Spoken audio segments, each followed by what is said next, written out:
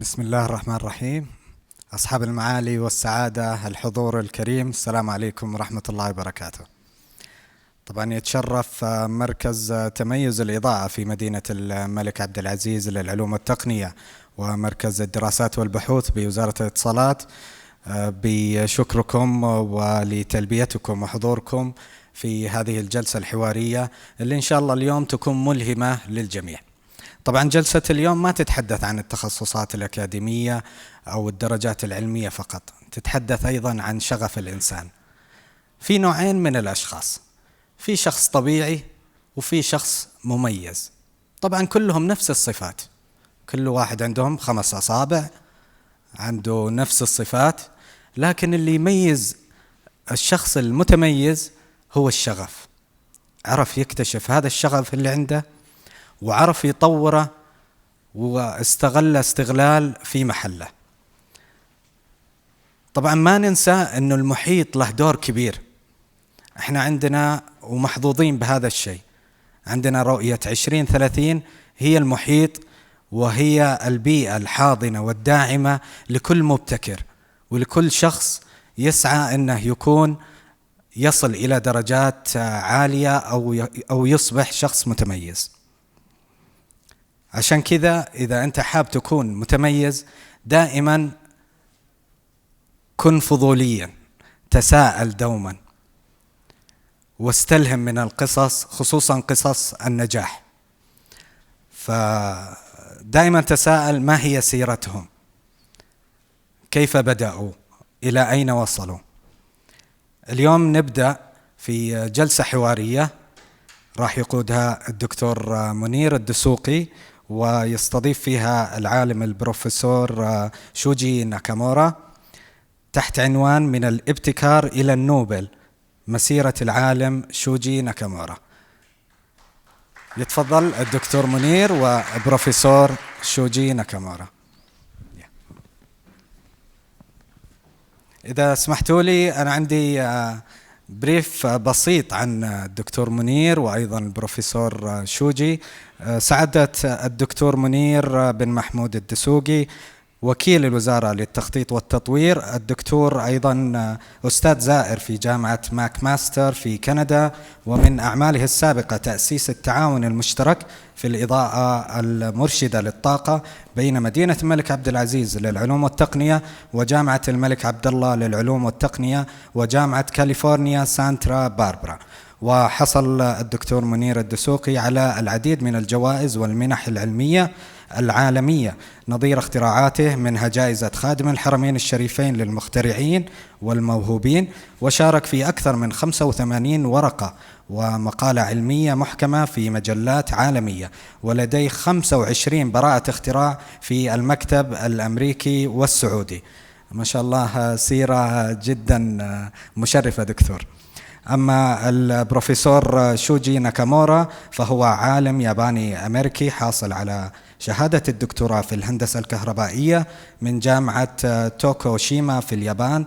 يعمل حاليا أستاذ في قسم المواد بكلية الهندسة في جامعة كاليفورنيا سانتا باربرا، وهو مدير مشارك لمركز تميز الإضاءة في مدينة الملك عبد العزيز للعلوم والتقنية، ولديه أكثر من 500 براءة اختراع مسجلة في أمريكا واليابان، كما نشر له أكثر من 550 ورقة بحثية في مجاله. ويعد ناكامورا مخترع الصمام الثنائي الباعث للضوء الأزرق وهو البلو ليد، والذي أحدث قفزة كبيرة في تقنيات الإضاءة وقاده لنيل جائزة نوبل في الفيزياء في عام 2014، بالإضافة لجائزة الألفية للتقنية عام 2006، إضافة إلى العديد من الجوائز العالمية الأخرى. ويذكر أن هذه التقنية تعتبر من مصادر الإضاءة البيضاء الموفرة للطاقة. دكتور منير سيقود هذه الجلسة الحوارية. بالتوفيق دكتور. Thank you, Tarek. I'd like to start by thanking our partners from CACST and our visitors from KAUST and UCSB for being here today. Specifically you, Suji, for the honor of joining us in this workshop. Tarek mentioned that I have 25 patents and you have 500 patents. So thank you for that, Tarek.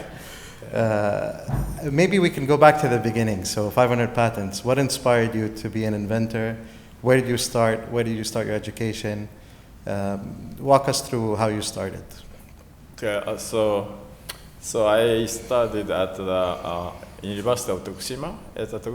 University of Tokushima is a small local university, and my major was electrical engineering, and so that is my background, and So after graduation, I joined a small chemical company. The name is Nichiya Chemical Industries. And at Nichiya Chemical Industries, I worked for the R&D. R&D is at the time they are making materials for conventional infrared and red LEDs. So initially, I involved to develop the materials, and gradually I was involved in to make the real LED devices. So maybe share a little bit of what inspired you to be a researcher and an engineer.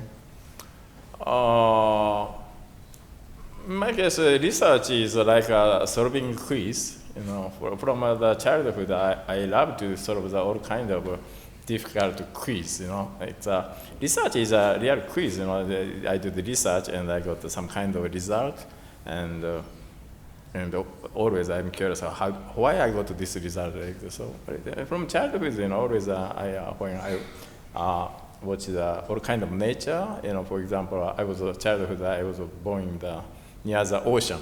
Every day I was watching the ocean, and the ship is coming and the ship is disappear. Why ship coming and disappear? I'm very curious. So same thing. The research is same. The experiment, and any kind of result I got. And why I got this? I'm thinking about using my idea. So that is inspired to work for the research. So you look for challenge in what you do. Maybe I remember in the early 90s when you discovered the blue LED. Mm-hmm. That was about 115 years after Thomas Edison first discovered the incandescent light bulb. Yes. So research back then was saying that this is almost impossible to do. Mm-hmm. And it took you over a decade to reach that invention. Can you share that story with us? Yeah, because at the company, I was involved in this. So initial first 10 years, I had to develop a conventional infrared and red LEDs from the material to the devices. And so at the time, I read all kinds of scientific papers, and all scientific papers is biggest problem of LED is no efficient blue and no efficient green LEDs. If efficient blue and green LED are available, they have the huge market for LED. So that's the reason gradually I want to invent a blue LED myself at a small company. But I asked the boss, why don't you start a blue LED research at my company? And my boss said, oh, Nakamura-san, you are crazy. My company, no budget, no research funding, and no brain, So, but 10 years later, because first 10 years I developed three products, but sales are very poor, and all my companies, boss, manager people complain a lot. You have to quit the company. So before quitting the company, I wanted what I wanted. That is blue LED research, because and then, 10 years later, I asked the company's founder, why don't you, can I do blue LED research? He said, okay, and please give me $5 million. He said, okay. And I never been to foreign countries at the age of 35 years old, so I went to University of Florida for 1 year. And then 1 year later, I came back, I started blue LED research, and the coincidentally, I could develop blue LED. That is my, so yeah, that is my, yeah. So maybe share the impact of this invention with the audience. I see it used in everything in this room. Yeah. But maybe we could hear from you what was the advantage? Yes, because using blue LED, we can make a very efficient white LEDs. The efficiency of white LED is 10 times more efficient than in comparison with conventional incandescent bulb. So by replacing all conventional lighting, we can reduce the energy consumption dramatically, So I think worldwide, I think we can eliminate the, I think 60 nuclear power plants in a couple of years. So yeah, we can save a lot of energy. So that's the reason I think I could receive the Nobel Prize. So I realized that you didn't get a PhD early in your career, you got it later. So it wasn't something planned, it seems. Why did you want to get a PhD? Were you interested in publications? Yes, because I went to University of Florida 1 year, from 80 to 89. So I had to work together with PhD students over there. And all PhD students asked me, Nakamura-san, do you have a PhD degree? I said no, because I had only master's degree. And then next they asked me, have you published any scientific paper? I never published, so I said no. I had never published any scientific paper, zero, at the age of 35 years old. And then those American PhD students treat me like a technician. In the United States, scientists, they have to have a PhD degree, So 1 year later, I came back to Japan. My dream became getting a PhD degree, and not invention of Burette, because I never expected I could invent Burette. Just I want to get a PhD degree because University of Florida, all PhD students ask me those questions. So in this case, in Japan, I could get PhD by publishing more than 5 scientific papers. We didn't have to go to university to get a PhD degree. Just publishing more than 5 scientific papers, we could get a PhD degree. So just a reason. So I selected the gallium nitride because at that time, 2 materials available to develop Burette, zinc cyanide or gallium nitride. All scientists select zinc cyanide. But gallium nitride, only a few scientists are working, so that's the reason I selected gallium nitride. And then coincidentally, luckily, I could invent LEDs using gallium nitride. So when you got the call that you won the Nobel Prize, how did that feel, and what were you doing at the time? Oh, at that time, I think the United States, the time was, I think, 2 a.m. or 3 a.m. So already, before, so I was expected to get the phone call, they called to my cell phone. So I was already, expected, because 1 month before the Nobel Prize announcement, at my university, several colleagues got a phone call, strange phone call. This is a phone call, unknown person asked, would you tell me Professor Nakamura's cell phone number? All my colleagues said, no, it's private information. We cannot tell them. But later, they reported to the department chair, and the department called me. Oh, this time Professor Nakamura usually receive a Nobel Prize. You have to wake up. So already I was expected. So just 2 or 3 a.m. I got a phone call. But typically engineers don't get the Nobel Prize, right? Were you expecting to win based on your work?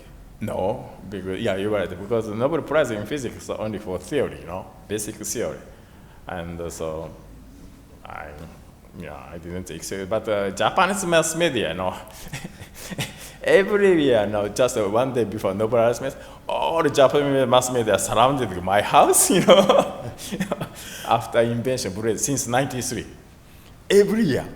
So they expected I receive a Nobel Prize, but for 20 years I didn't get it. So I think almost impossible, Since '93. Yes.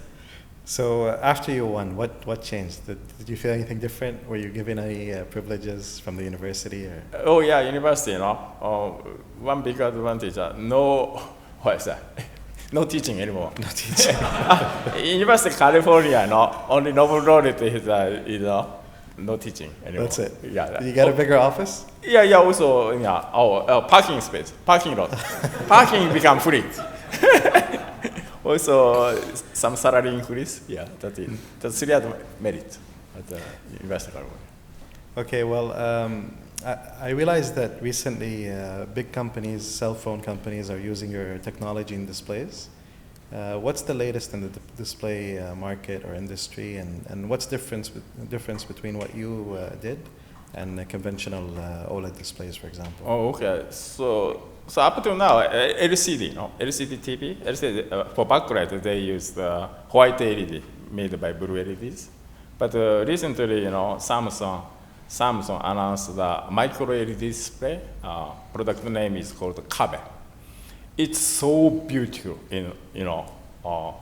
almost micro LED. They use a small tiny chip, blue-green LED. Each dot composed of 3 tiny chip, blue-green red LED chip. It's a very small one.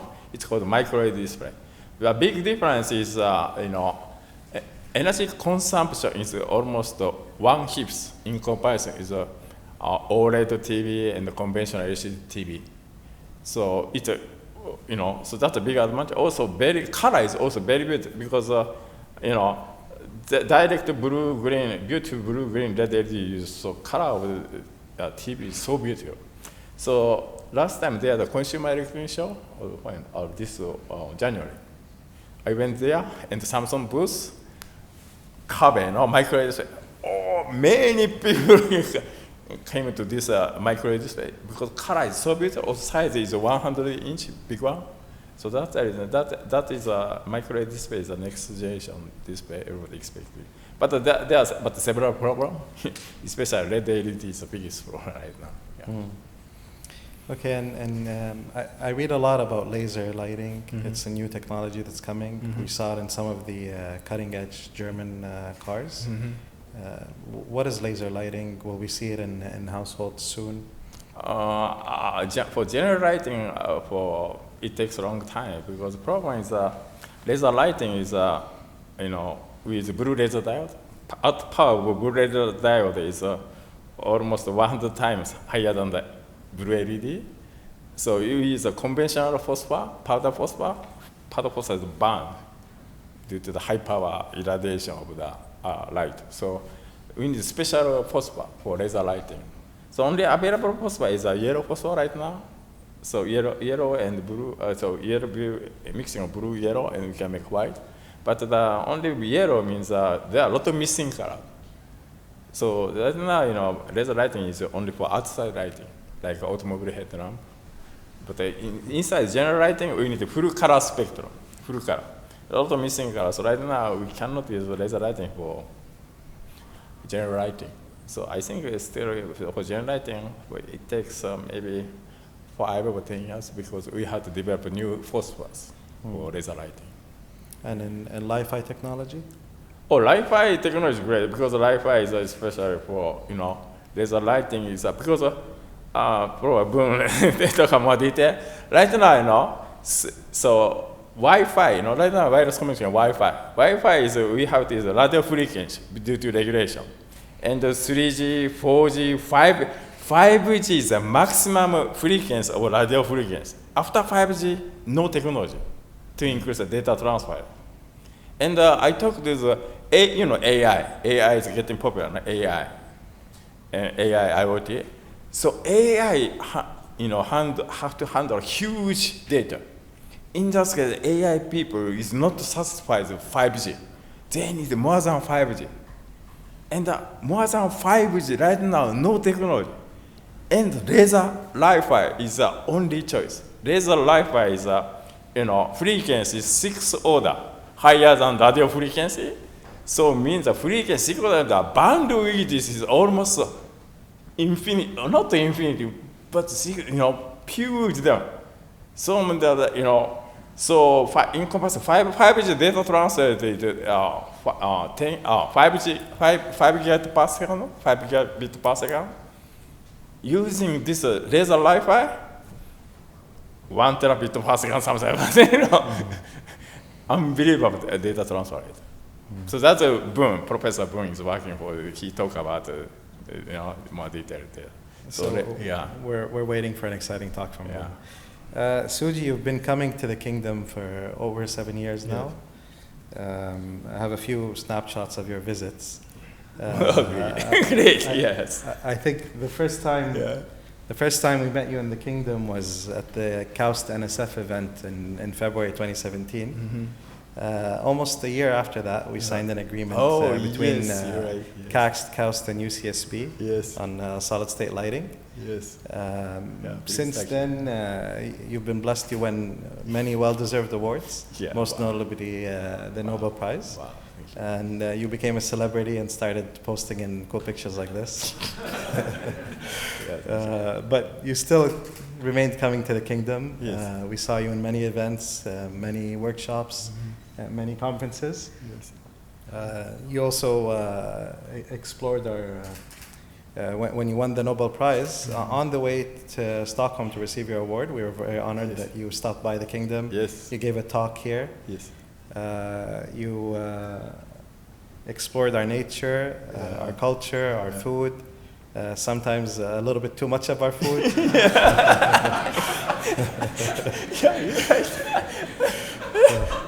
Yes. You've practically, over time, have become one of us. And you worked with our students, our researchers.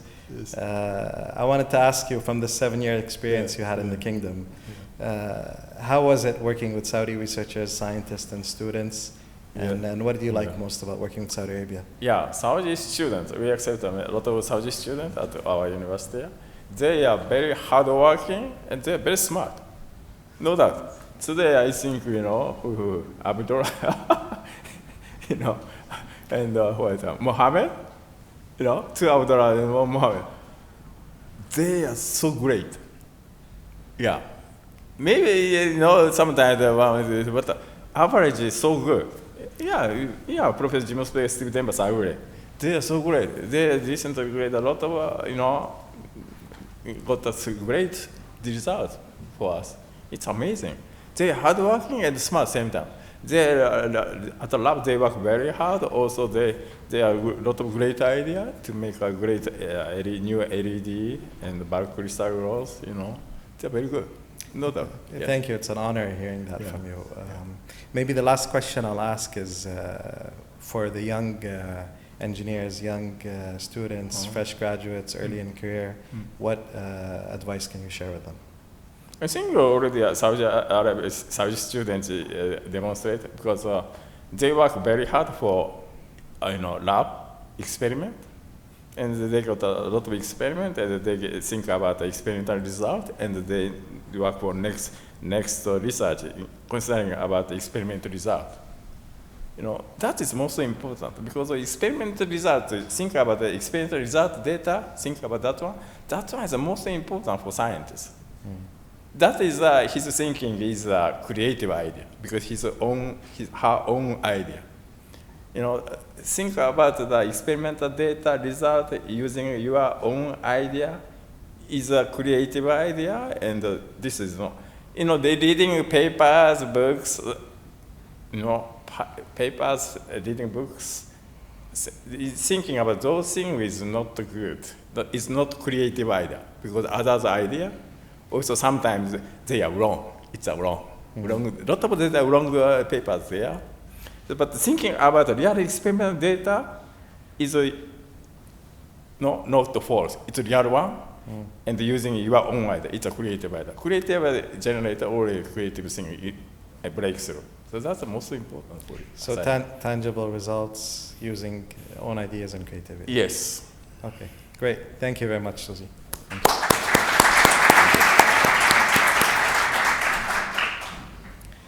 So we have 10 minutes of Q&A with the audience. Okay.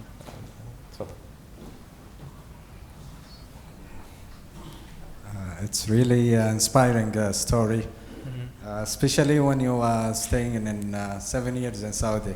I think you've been likely with the traditions in Saudi also. Thank you. نبدأ فتح باب الأسئلة إذا تسمح الدكتور. تفضل. اللي عنده أي استفسار المايك موجود مع الشباب ممكن يعطونكم إياه. في أحد عنده استفسار لبروفيسور؟ السلام عليكم. شكرا. أحب أشكر الوزارة على إتاحة الفرصة هذه لنا. إحنا من خارج الوزارة. أنا الدكتور إبراهيم التركي. كنت أستاذ جامعي. Maybe I should speak in English ولا؟ طيب. Japanese is good as well. Yeah, maybe it's easier. Okay, my name is Dr. Ibrahim Al-Turki. I was a university professor. Now I have my own consulting company in consulting and science. And this is a very interesting subject, and we really appreciate the ministry's effort to promote these activities. My question is related to how could we make children and young people more innovative. For example, in Saudi Arabia, if you take the statistics, we are still we don't generate enough patents compared to other countries.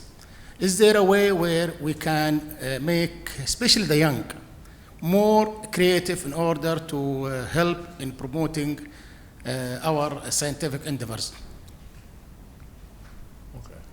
Okay, I told you, so I think, so IP patent is like a quiz, you know. You know, so I told you, so very easy, you know, so patent is very easy, like a patent is, what's it? So for example, university, you know, every time when student write a paper, submit a paper, scientific paper, we ask to write a patent before submitting a paper. You know, some students, initially, you know, long time students complain a lot because this is a scientific paper. How can I, no patent is okay, but how, they don't know how to write a patent. Yeah, patent, you know, just, it's like a quiz, you know, because anything you can write a patent, you know, it's probably hard to explain, you know. Not science, this is not science. Patent is like a quiz, you know. For example, you can patent like watching this one, you know, just not science, you know. Anything okay. So I think for young scientists, you know, if you want to generate an IP, it's not just do the experiment. You work for science experiment and get some data. You know, think about writing a patent. After writing, writing patent, no patent paper, no paper. Same time, think about how to write a patent. But how to write a patent is what's it? No. Somebody required like me. So some teacher is required, no? So who is the expert of the writing a patent is required. But for UCSB, you know, initially when I joined the UCSB, you know, number of patents was not so big, you know. So after joining UCSB, I asked each student to write a patent, yeah. Every time when I write a paper, I asked to write a patent, you know. Initially, they didn't like it, but maybe a couple of years later, you know, some company, you know, gave us a license, ask a license, and they paid the license fee, and you know, always a patent, the inventor of the 10 or 5 students involved every time. And those students get some money. You know, and it's also, you know, small money, like $100 to $500. And those students tell the other student. And this spread it, and each, wow, and they became so happy. And then since that time, all the students want to write a patent because they get small money. So I think, you know, those somebody had to do the similar thing at first, and they spread out, you know, and everyone want to write a patent. You know.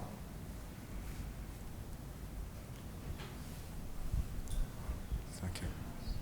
في أسئلة أخرى؟ First of all, thank you for coming to MCIT.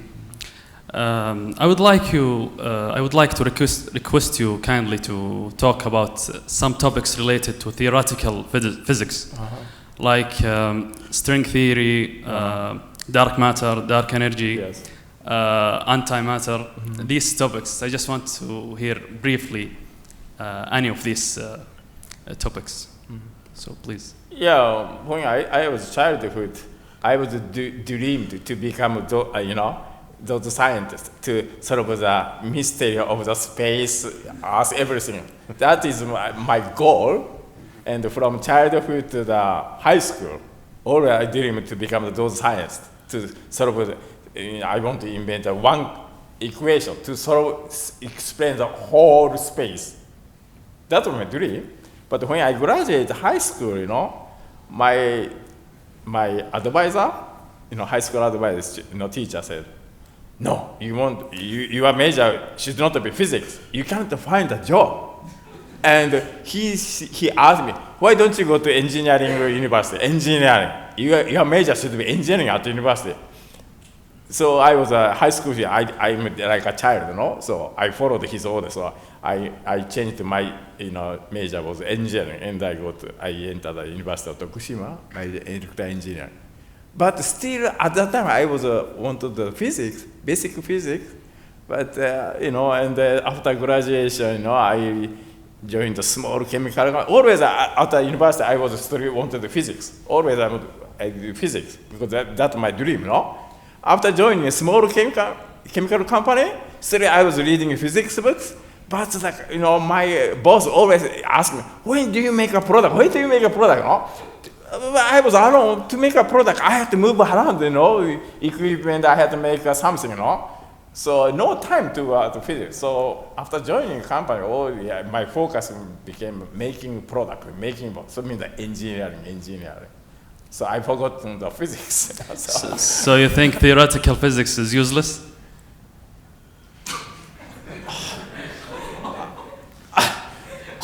No, depending on people's dream, My dream was physics, but I had to change my physics from the engineering. So, physics as a dream is very important to study physics, basic physics. Yeah. Well, engineers just helped theoretical physicists take the picture of the first black hole a few days ago. So they all work together. Yeah, but the most important thing is the experiment, Experimental results is the most reliable. Theory is about, About. No 100% of theory. Always about. 90% right. But the experimental data is 100% true. That is my thinking always. Arigato. Yeah. Any other question?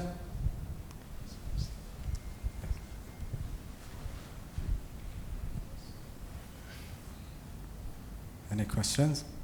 طيب أتوقع دكتور منير نشكر الآن. Can you join me in thanking Shouji? Thank you very much. Thank you. Thank you. Thank you.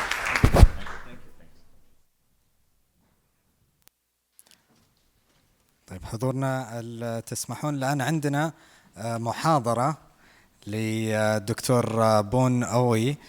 طبعا الدكتور بون أوي حاصل على شهادة الدكتوراه في الهندسة الكهربائية من جامعة غلاسكو في اسكتلند.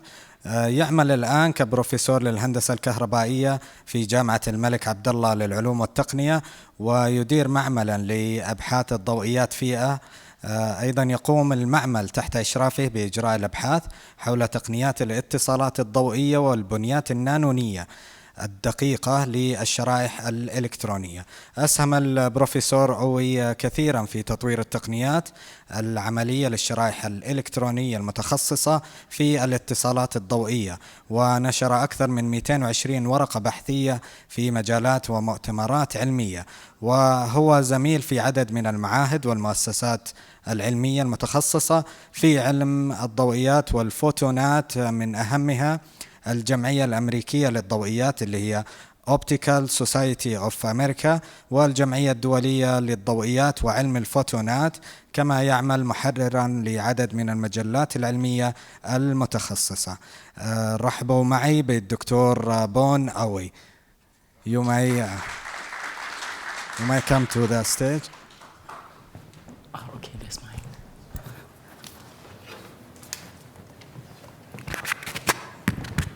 Hello, can you hear me? All right. Thanks very much for the introductions, and I'd like to thank Dr. Munir for inviting me here to speak in this ministry, and it's truly an honor to be here to talk to you.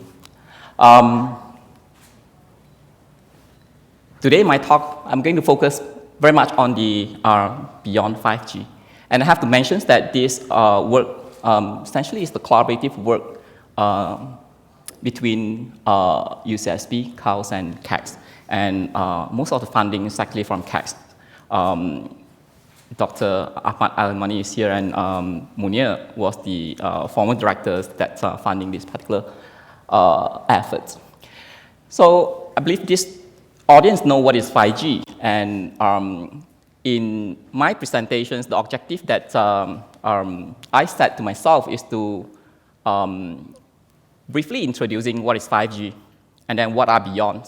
And also, well, since 5G is quite broad, we will not be able to do everything.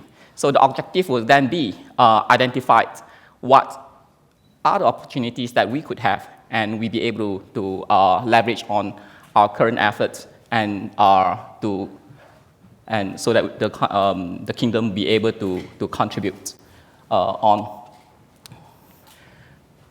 So 5G, we know that for 4G, we connect people. So 5G, we are very much talking about broader than that, not only people, but the entire society. So bandwidth will become the major things, the major challenge that we will need to resolve. As Suji mentions, if you look at this very reliable data from Cisco that keep tracking about how many devices, particularly on the mobile devices out there, the orange color is the 4G. 4G is still increasing steadily, and by, say, 2-3 years later, you'll hit the same population as the world. There's 7-something billion. And the blue color light, a line indicating the deployment of 5G. 5G begin to introduce slowly, beginning this year, 2019. And we know that there are 5 major players now that provide equipment and facility. 2 are in China, Huawei, ZTE, and another 2 also in Asia, Samsung, or Nokia is not, Nokia and Ericsson. So begin to be able to see a significant increase in 3 years later, 2021. So what are the opportunities and challenges that we need to address in order to tap onto this particular opportunity? The other drive is essentially the bit, the data traffic. Data traffic we see steadily grow as well. That primarily from the smartphone, or the so-called phablet, phone and tablet joined together to form this phablet, is increasing almost exponentially. So all of those drive the need for larger bandwidth and capacity for the network. What are the drivers? Smart city is one. There are many different things. Suji mentions about the artificial intelligence and other bandwidth-hungry applications for 5G. But essentially, you now can integrate everything into the smart city.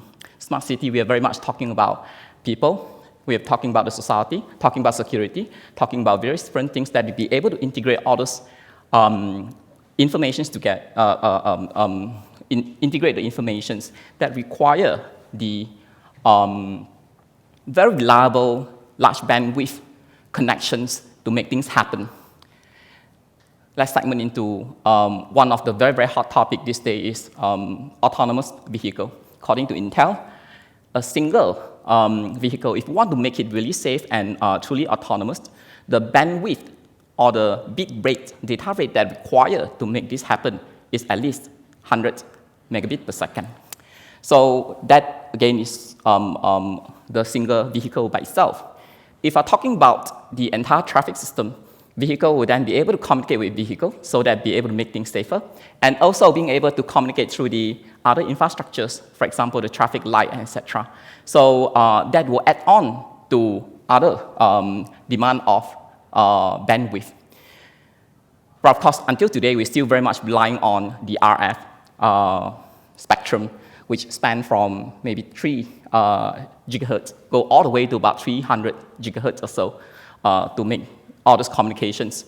But free space, optical communications might be another technology that be able to complement some of the bandwidth within the entire wireless system. In a nutshell, let's review. Because until today, although ITU and etc., they try to come up with a standard for 5G, there is no clear standard quite yet. Still keep on. Various different country people and organizations try to contribute towards the to standardize what is 5G, but it will be quite difficult. During the transitions from 3G to 4G, for example, they always go into say how many times of the bandwidth is needed and what is the capacity and etc. etc. 5G for transitions from 4G to 5G, people are very much looking into the same thing. So let's look at the data they're given by Ericsson. Ericsson is one of the vendors, after all. So what is their view on 5G? 5G essentially is, excuse me, I need to remove this box. They still very much go for the same approach. Take, for example, the data. Data, they wanted to see at least a 10x to 100x increase in bit rate. So that will then, in total, they call it as the 5G standard. And low latency, 5 times lower. And talking about the data capacity, or the so-called mobile data volume, they're very much talking about 1000x. Actually, other vendors even specified up to 10,000x or so. So it's between 1000x and 10,000x connected devices, 10x go all the way to 100x. And one of the very interesting things is the battery lifetime has to be extremely low power, because they are very much talking about 10 times lower power. The device has 10 times lower power than the existing 4G devices. So all those will actually provide different opportunity and challenges to the next phase of the transitions from 4 to 5G. Let's talk about the capacity to start with, the data and also the number of devices that's been connected onto the network. We're very much talking about a city that is connected by a lot of points, and massive MIMO. MIMO stands for, as you know, multiple input, multiple outputs. And in order to increase the bit rate or the data rate, you go into the small cell concept. Small cell means that instead of having the single tower that cover a couple of miles of radius, you now have many of those small cells that broadcasting, so that to be able to have very high bit rate transmitted to the user.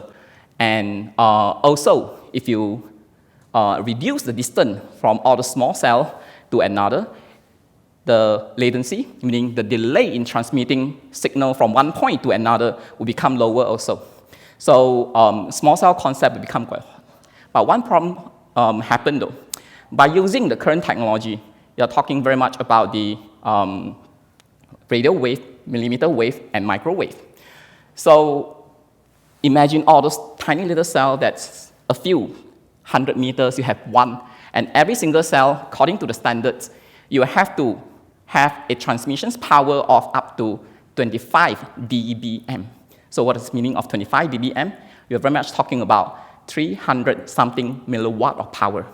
That's a huge lot of power that's transmitting everywhere. Imagine the entire city, the metro region, as a microwave oven. You essentially will expose a lot of people in this microwave oven. That is health conscious. And of course, the system has to be fully duplex, transmitting and receiving capability, and also because for such a big bandwidth, although we'll be able to provide such a big bandwidth, but they're still concerned about the security. Which one should tap onto the bandwidth first? For example, ambulance, communications through ambulance, that has to be the priority. So network slicing will then become important. That although it's defined by the software, but that again is huge lot of opportunity that people can tap on. So since we are in the microwave oven, this is brand new, 15 days ago. 1st April in Belgium. In Belgium, they're very much worried about those radiations and stop the trial in Brussels. So the 5G trial is stopped just because of too much radiations that they're worried that will harm people's health. Of course, this is very much the 30 gigahertz all the way to 300 gigahertz radiations. So opportunity come here. If we be able to use light doesn't create any harmful radiations to our body. That will at least ease some of the requirement of using radio wave, millimeter wave, and microwave in transmitting some of the signal. Another thing is the latency. Latency essentially still go back to the speed of light in this case. And we know that the fastest speed is actually speed of light, 3 times 10 power 8 meter per second. And the requirement for latency, as for 4G today, 4G, the current latency is about 40 to 50 milliseconds, which is actually quite doable. And when you roll into 5G, we're very much talking about 1 millisecond or shorter, meaning you cannot afford to have such a long delay. Delay actually incurring a lot of roll into other problems as well. For example, certain thing stock, for example, if you want to use 5G signal to make certain decisions, investment, buying stocks, and etc., that millisecond of delay can result in a lot of loss. So 1 millisecond is definitely doable for light, because light is traveling the fastest speed. And for 1 kilometer, if you calculate the speed of light, we only have about 3.3 microsecond of delay. So 3.3 microsecond of delay to meet this latency of 1 millisecond, light have the advantage compared to other technique. Data rate. Data rate is everyone's concern. So data rate, if you look at again, that's from Cisco, that keep tracking of those numbers, which is quite real because they track until 2007 and project from 2017 onwards. 4G now gives us about a few tenths of megabit per second. Those are the peak data rates. And as for the 5G, we are very much talking about 10 times of the current data or 100 times of the current data. We very much are talking about at least 100 megabit per second of data. And also in the peak data rate has to go up to 10 gigabit per second. So that's huge, lot of data that we need to, data rate that we need to increase from the current data to this number. Verizon, they announced that when they roll into from 3G to 4G, even 4G today, the published number is very large. From download, you have about 5 megabit per second to about 12 megabit per second, that is 4G. And for upload your data to the system is very much ranging from 2 megabit per second to 5 megabit per second, which is really low. So anything above 10x of what people are doing would then roll into the 5G system. But in 2017, 70 megabit per second will become the very minimum data that people are aiming for. In fact, Japan have just announced a trial that managed to get about 460 something megabit per second. That is for their Docomo. That is for their 5G system. But anyway, at the steady state, 5G should hit at least about 100 megabit per second, which is a lot of increase from the current data rate of a few tenths of about tenths or so of megabit per second. So that again opened up a very huge opportunity if you want to reduce the radiations, yet still keep to this particular bit rate by minimizing the usage of the small cell concept, then maybe other alternate technology need to be there. The last one that I'd like to mention is the battery lifetime, 10x. 10x battery lifetime, how are we going to achieve it? They're very much talking about 10 years machine to machine or device to device lifetime. And you can look at it as joule per bit or bit per joule, depending on which angle are you looking for. Essentially, it has to be 10 times lower than the existing number, processing a single bit. That also opened out a big opportunity for various different institutions, organizations, and research groups to look into how to make the device flat energy, means that I do not need to consume any external energy. So I will be able to harvest energy by using certain mechanism and make it cell power. So that's a topic that the center, Carlos Cax and UC Santa Barbara has been looking at. Very quickly, those are the data demand for 5G. We know what is the core transport. Core transport basically from the long haul into the core. We are very much talking about 1 pentabit per second of bit rate. And metro, we should get into terabits per second. terabits per second or so, you cannot go with any other wireless technology but fiber. So those are all fiber. So it's optical access network downwards. They're all fiber. And go into the wireless access. As of today, it's still very much in the RF regime. So for example, in the residential area, business, and etc., mobile backhaul now using wireless. Wireless can be in the microwave, millimeter wave regime, and also if from our point of view, would it be possible to replace some of those wireless networks by using optical technique? So let me summarize a little bit about challenges or opportunity that we see. Tendency, light has advantage. Bandwidth, terabit has been demonstrated by using light technology, either free space or guided optical signal. Radiations, if we're using light, essentially we can get rid of or reduce a lot of radiations to the entire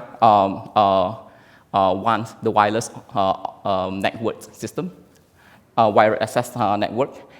Energy, there's opportunity for us to look at, because light actually delivers a lot of energy, be able to think about how to make the cells power or so.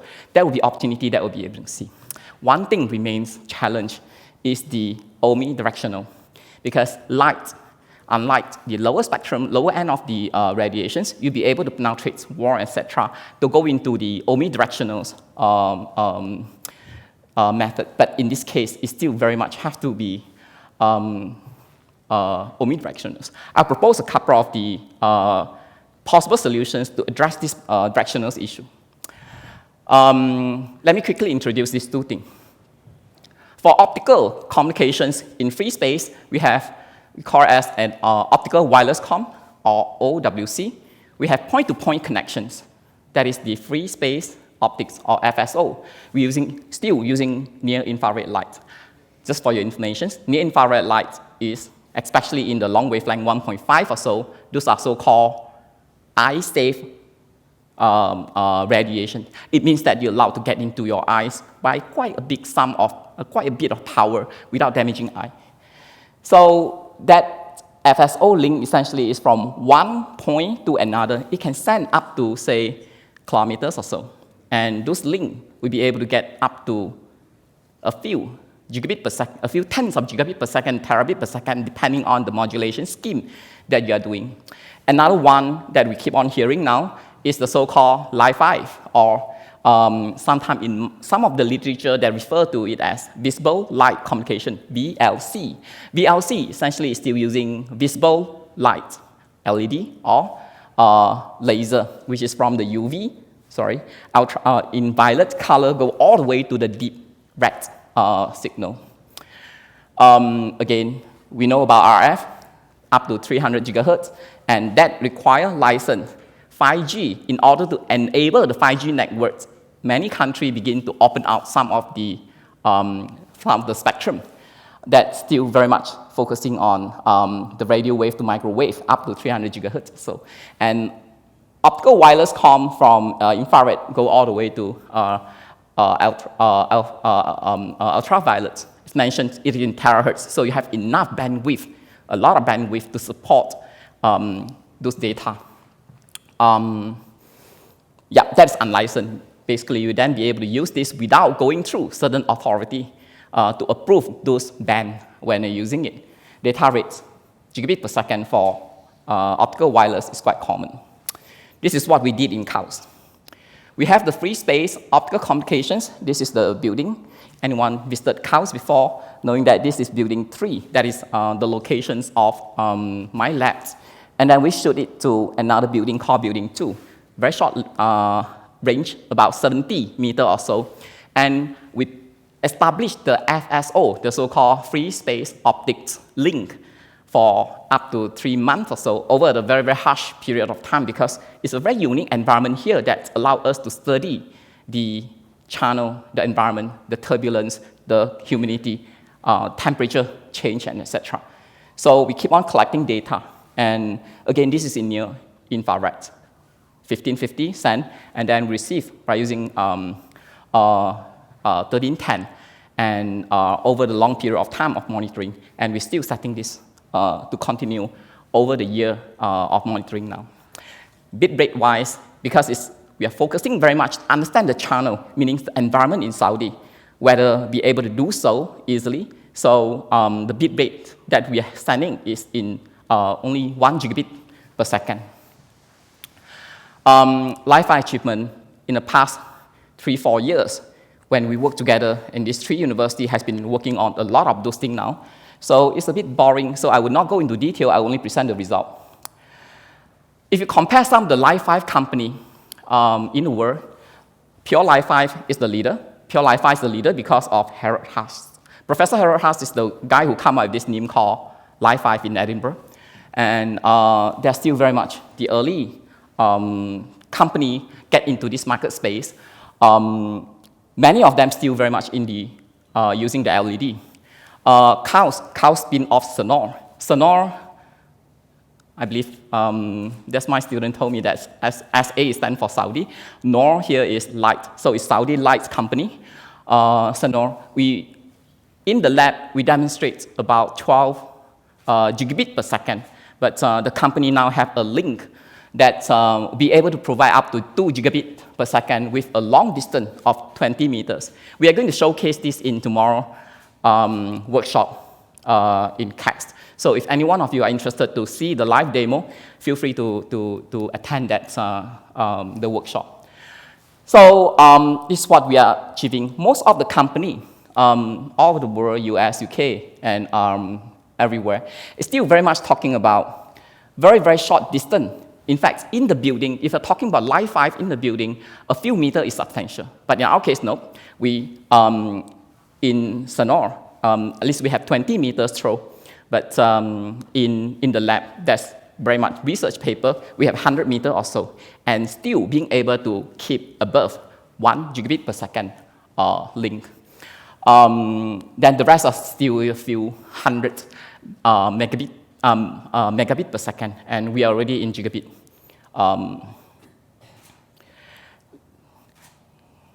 Let me quickly go through some of the results. We work together on a lot of the component development, but this some of the results, the very new one a few months ago that we begin to roll off some of those results.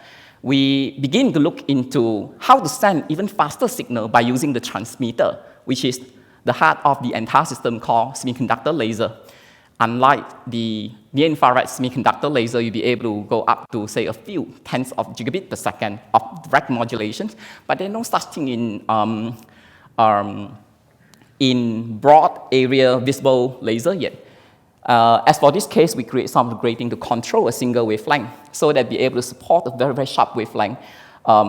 We get 30 picometer or so of line width, so it means that the color is very, very pure after this one.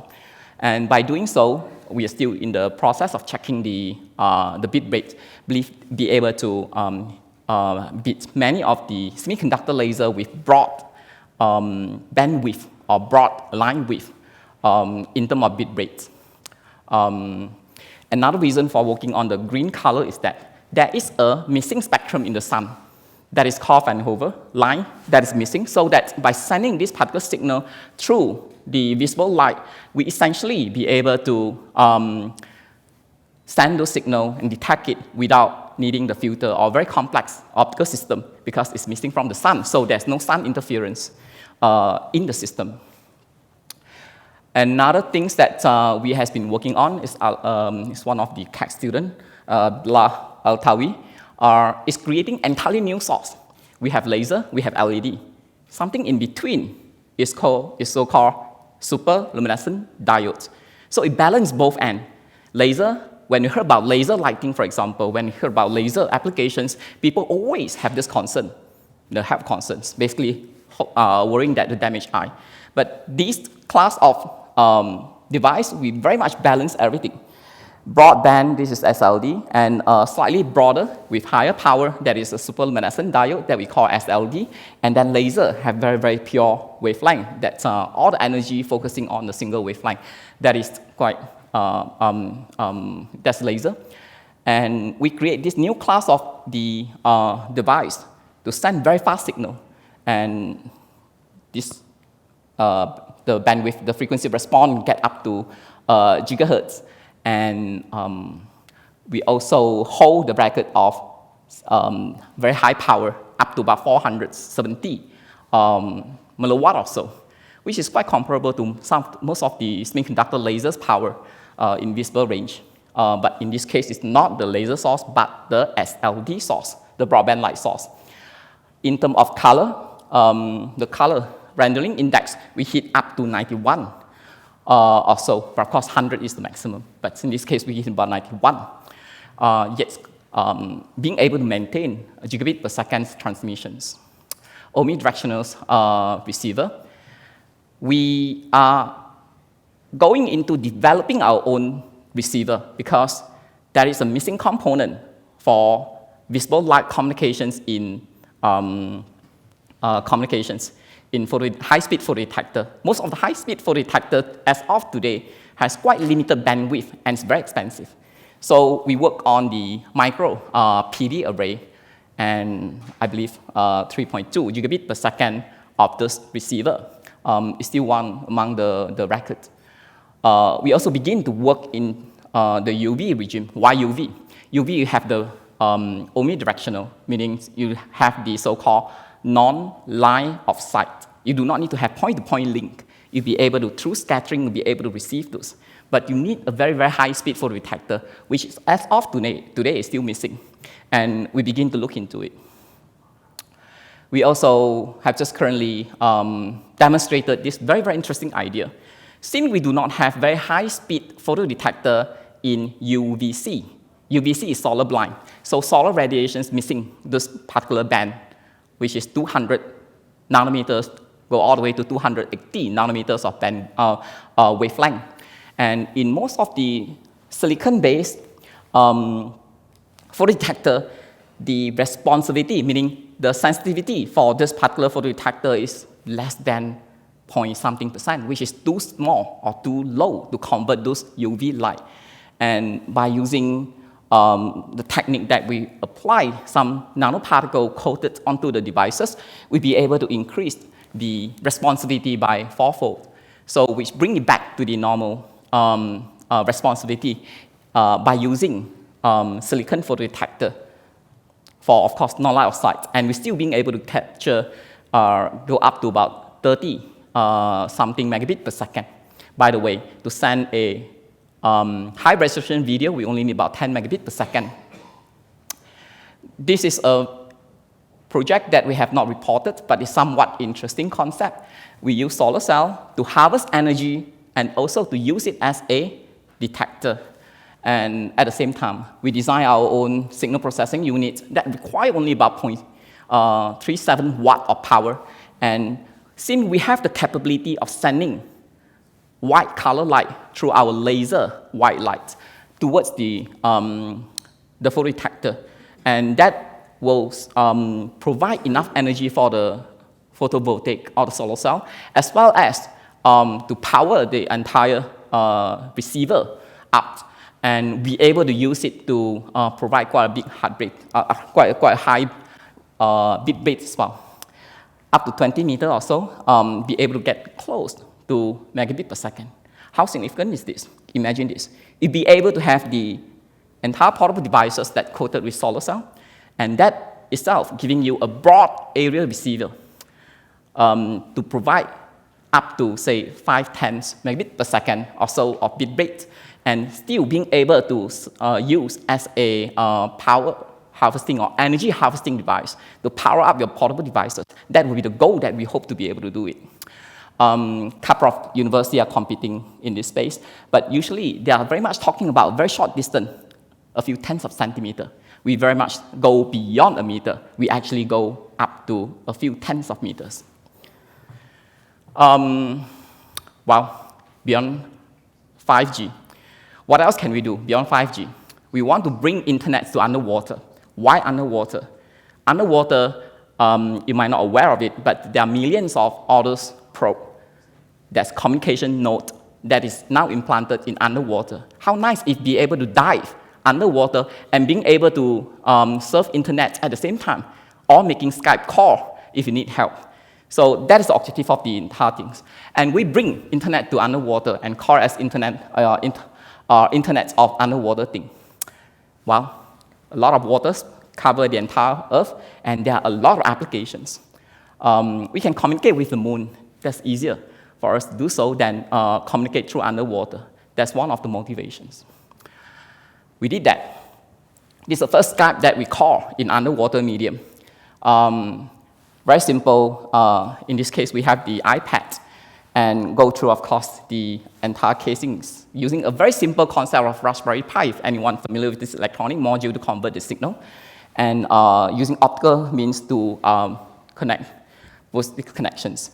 And you then be able to download video, for example, in underwater, and also being able to make Skype call, for example. High-resolution video is not quite there yet because this is very much limited to the first trial that we have in underwater. Is still very much limited in bit rate. We are going to improve the electronics so that be able to hit at least a few tenths of megabit per second. So means that one day diver need help, even in the water, be able to directly communicate with the surface by bringing the internet to the underwater.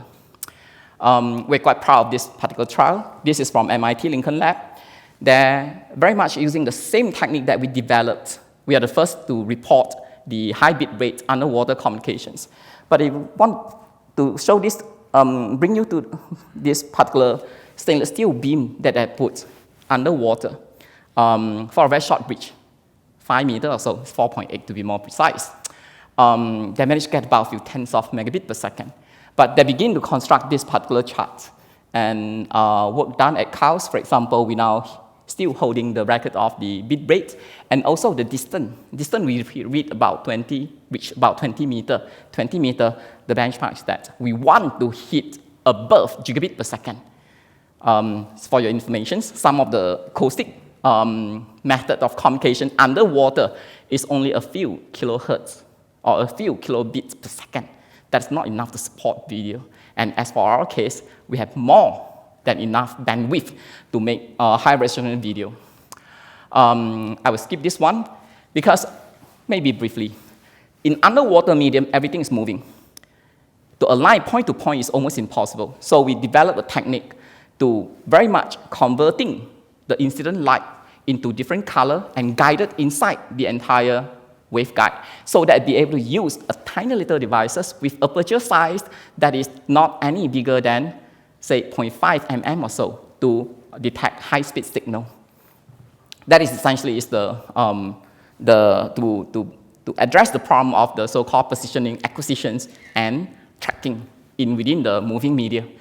Non-line of sight. So hopefully, if happen to have diver, still being able to establish the communication link, even with the internet and etc., if we have the non-line of sight, so that light is actually, signal is scattered towards the diver, etc.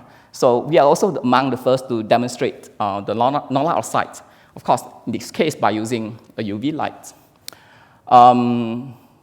Very briefly, so another thing is, if we want to bring the sensor, a lot of sensor, which is already happening anyway in the world, to underwater, how are we going to communicate with the space? Our idea is that we hope that one day we have all this probe placing underwater and still the signal being able to cross the surface, the interface between the water and the air. And by flying a drone, for example, be able to pick up all the signal, not necessarily have to go underwater. MIT Media Lab, about a few months ago, 4 or 5 months ago, they used a technique. This technique that they're using is using an acoustic wave, vibrating the surface water, and then use the sound, the detector to pick up this vibrational, which is very nice idea, but actually it's a very big thing. CNN even interviewed them, etc. But how practical it is? They're demonstrating it in less than a meter, saying about 30 centimeters of water media, and then about 30 centimeters of the space media. As in our case, we go differently by using light. Light can escape from the water surface while even making wave, yet being able to detect from the surface This work we have just submitted for quick publication, so we don't quite care about where do we submit, but Optical Express is the place where we hope to be able to get it done. So that is the quick demonstrations. In terms of transmitting distance, if we able to scale power, if we have able to get a higher power, UV LED, for example, which I really asked from a colleague in UC Santa Barbara, we should be able to send longer distance. But in this case, a quick demo, we managed to get above 100 megabit per second. We also now building our own probe and in underwater. So that essentially is hope to be able to drive the internet technology go underwater and to make us understand a lot more and make the entire network more vibrant by having the entire system from the water to air to satellite. Actually, we're now developing Sago. Basically, it's a chip. It's the commercial, not commercial.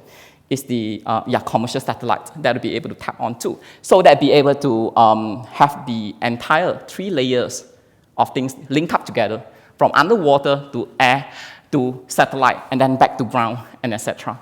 And hopefully, be able to develop this and demonstrate this in the next 1 year or so. With this, I would like to conclude my talk by playing this video. There's no video file. Okay, that's PDF. So this is very much the video file that we have our link, internet link, that to summarize what I say. We have the link using white light laser that give us beyond 2 gigabit per second. And also we demonstrate some of the link for free space optic from our lab building, go all the way to the other building. And next step, we hope to be able to go for 1 kilometer of transmissions, go through the Chaos beacon. But funding is quite lack of funding. So that will be the next step. With this, I would like to thank very, very valuable collaborator of mine from CACS, Dr. Munir Ahmad, Dr. Ahmad, Chaos, Slim Aluni, Osman Bakr, and UC Santa Barbara, Steve, Suji Nakamura, Jim. Thank you.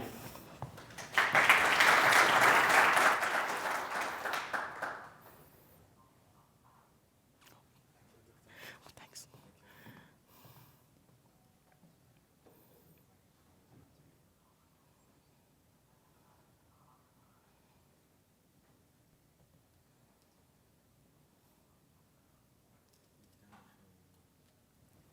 Yeah. Any question that I can answer? Yes, Steve. Yeah, from satellite to the surface, have you done any experiments on?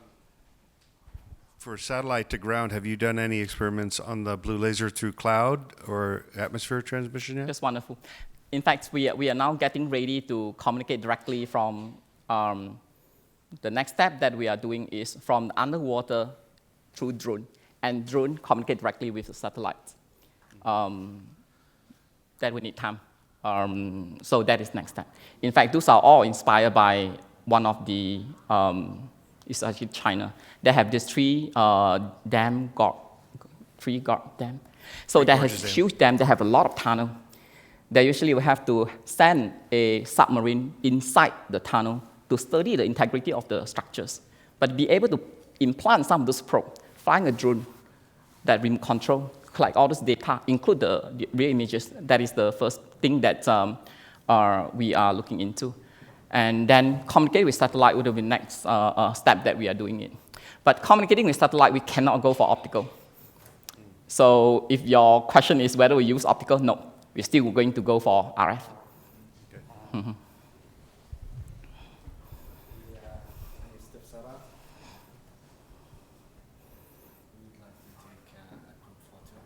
Okay, yeah, thanks. نشكر كافة الحضور. We would like to thank also Professor Shouji with Dr. Bon. Thank you. It is an honor to have you here today. We would like to take a group photo with you all in the stage.